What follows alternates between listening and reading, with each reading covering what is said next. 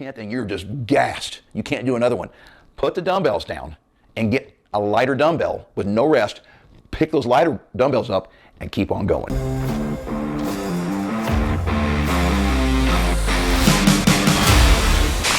Hey, Mark McKillier with Live Anabolic.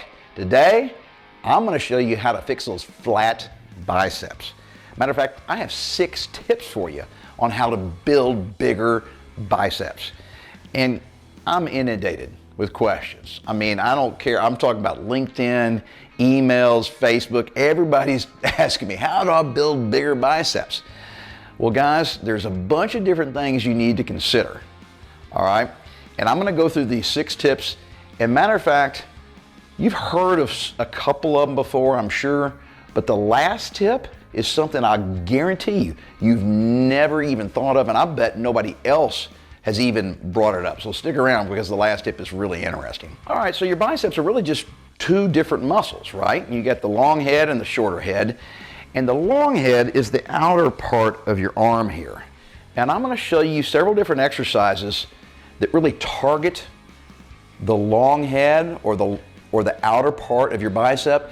And that's, even though it's on the other side, it's the top of your bicep here. So the inner head is shorter, and it contributes a lot to the thickness of your bicep when you're looking at it this direction. But if you want a tall bicep, all right, you need to work on a lot of the outer head, okay, or the long head of your arm. So several different exercises and some non-exercise tips that are really going to kind of surprise you. So the very first one, guys, is I want to show you how to do a supinated curl, okay? So first off, I'm just going to pick up 1 dumbbell, okay? And when I'm talking about supinating, let me show you without a dumbbell first. Supinating means as you bring your hand up and start to curl the dumbbell, you start rotating your wrist. So your hand starts at the bottom, holding the dumbbell in a natural position, a neutral hand position. So the palm is going to be facing your thighs. So I have an imaginary dumbbell in my right hand here. So as I start to curl it up, I'm going to start rotating my hand so that my palm is facing straight up. Matter of fact, you want to focus on your pinky. You want to try to get the pinky as high as possible. So if I bring it up like this is a hammer curl. See how my pinky is at the bottom of my fist? It's pointing down to the ground. All right, so this is a pronated position. You want to supinate, and you want to try to get your palm facing straight up as you're holding the dumbbell. So try to get that pinky as high as possible. So let me show you here how to do this. So when I'm starting at the side here, it's a very natural way, okay, to hold the dumbbell. So as I start to bring it up, I'm going to immediately, as soon as I get the dumbbell past my thigh right here, I'm going to start rotating and supinating. And then at the top here, see how my palm is facing straight up towards the ceiling? And if you can actually twist your hand just a little bit more so that your pinky is slightly higher than your thumb. All right? Let me get a couple of dumbbells because I really like doing alternating supinated curls like this. And the reason is because when you're just doing one at a time, you can really focus. Now, look at my head and where I'm looking, okay? So as I'm alternating from side to side, I'm literally looking at my hand and the dumbbell as I bring it up. And when I alternate to the other side, I'm shifting my weight just a little bit here. And that makes it easier for me to get the dumbbell past my thigh.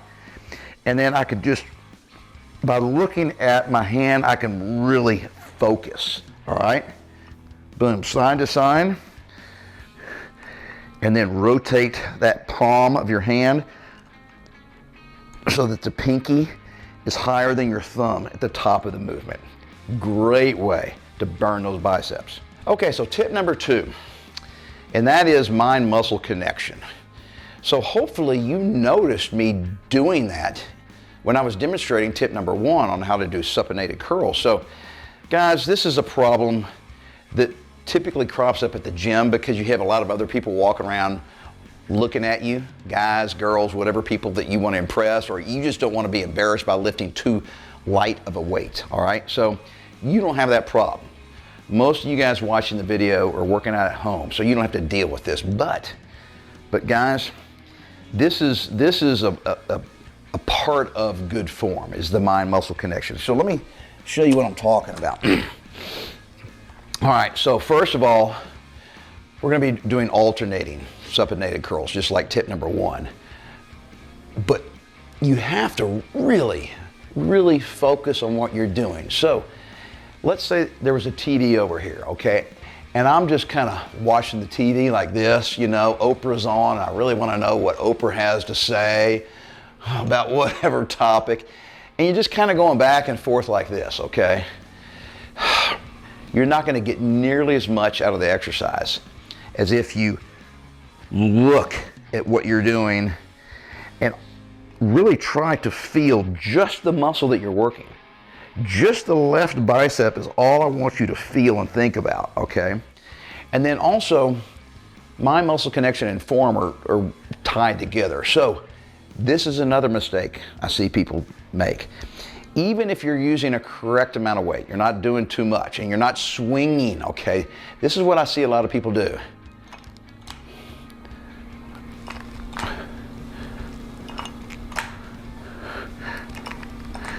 It may not be real obvious on camera right now, but this is what's going on.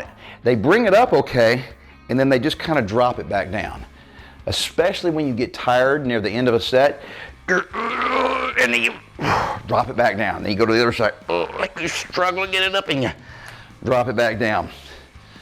Well, the lowering of the weight is called the eccentric part, and that is just as important as the concentric part where you're raising, all right? So guys, really pay attention up and then control it down, lower it down. Don't let gravity just yank it down, all right? You need to resist gravity on the downward part of the movement, and when you do that, you're gonna really feel a fantastic burn. Okay, tip number 3, I'm gonna have you guys do a concentration curl. Another great exercise that makes the mind-muscle connection really, really easy, because we're just going to be doing one arm at a time. I'm going to do it, instead of alternating, we're just going to do one arm, and we're going to do 8 to 12 reps, okay? But in this case, there's a couple different ways you can do it. You can do it with the twisting motion, where at the bottom, you're in kind of a neutral position, and at the top, you supinate, all right? I want you to try this instead. I want you to do a fully supinated curl throughout the full range of motion. So at the very bottom of the movement, I'm going to have my palms facing away from me, not neutral, away from me, and then I'm going to curl it up and see how the palm is already facing the ceiling. I don't have to twist my forearm. So all the way up and all the way down, you've got your bicep in a supinated position. And notice the tempo, guys. And this is another thing. When you get to the top, stop about right here. If you go all the way up to your chest, my bicep's not doing hardly any work right now. My elbow joint is supporting the weight, right? So I've deloaded the bicep and I've put it on my elbow. So when you come up, only come up about 3/4 of the way and then stop here, because now my bicep is still under a ton of tension, all right? So one arm at a time, fully supinated throughout the full range of motion, and don't bring the dumbbell up to your chest. Stop while your hand is still away from you, and you'll still have a lot of weight and stress on your bicep. All right, guys, tip number 4 is a little different. Everybody should at least experiment with some supplements from time to time. Everybody's genetics are completely different. Your nutrition is different. Some guys are getting lots of really good nutrients and minerals. Some guys aren't. Some guys see a wonderful benefit from supplements. Some guys don't.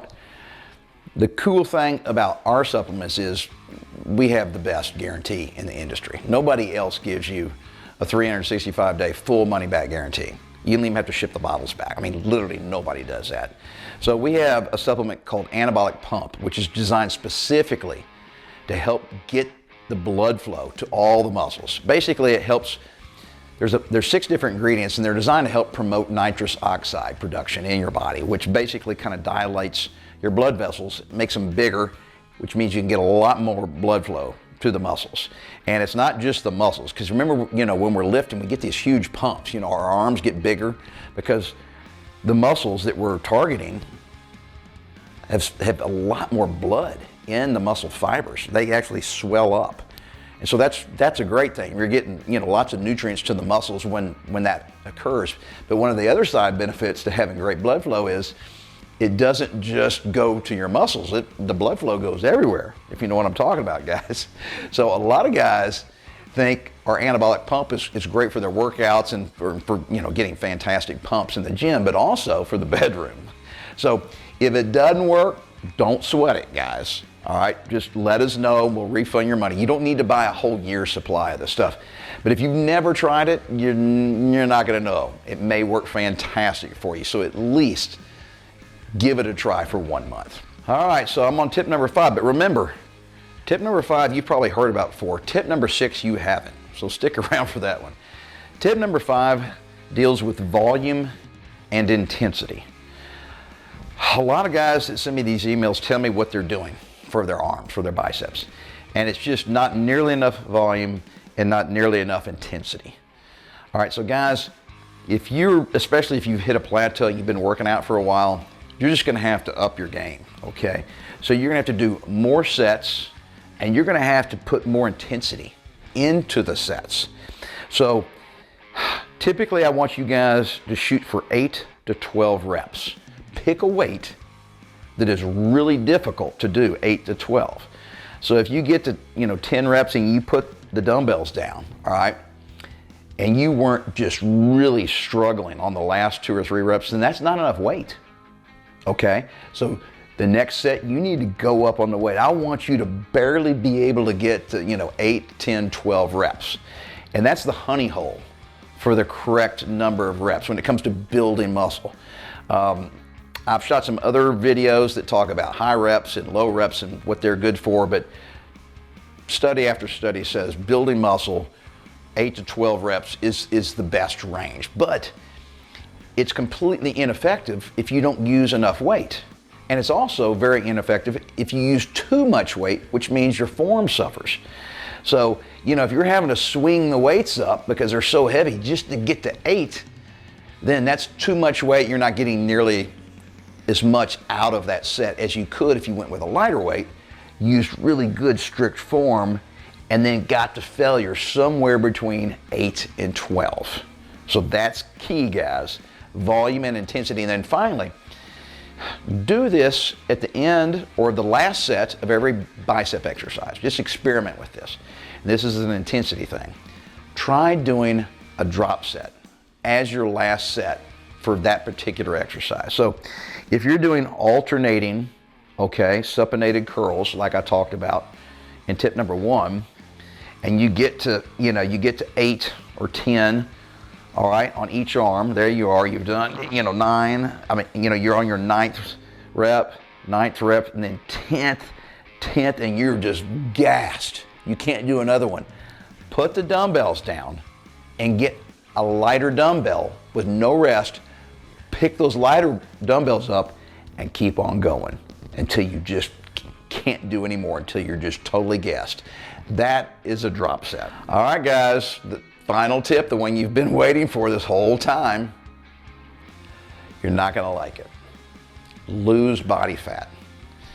So guys, I'm gonna put a few examples here up on the screen as I'm talking to you about this so you can know exactly what I'm talking about. And basically it's proof of what I'm talking about. And that is, if you're carrying extra body fat, and what is extra? Well, it's anything above being really lean and ripped, all right? It means that you have fat on your arms. It's not, your fat isn't just in your stomach, guys. It's on your chest, your arms, your back, your shoulders, your legs, everywhere. And so when you have excess fat, it tends to smooth everything out. So you can't see the muscle definition, all right? Now, some of these young guys that are really serious bodybuilders, they'll have a bulking season, all right, where they're not competing. And they'll just eat a ton of food and they'll put on a bunch of extra body fat. Now they're getting bigger and stronger. Their biceps, their muscles are getting bigger, but they got so much fat around them, it doesn't look real impressive. And then at the end of their bulking season, they start cutting. They start really eating super clean. They're still lifting hard, okay? But they're doing cardio and they're eating in a caloric deficit and they start dropping that body fat. And the lower their body fat gets, the bigger their biceps look. Well, in reality, if you were measuring it with a tape measure, their arms are smaller than when they were bulking, but their arms look much bigger.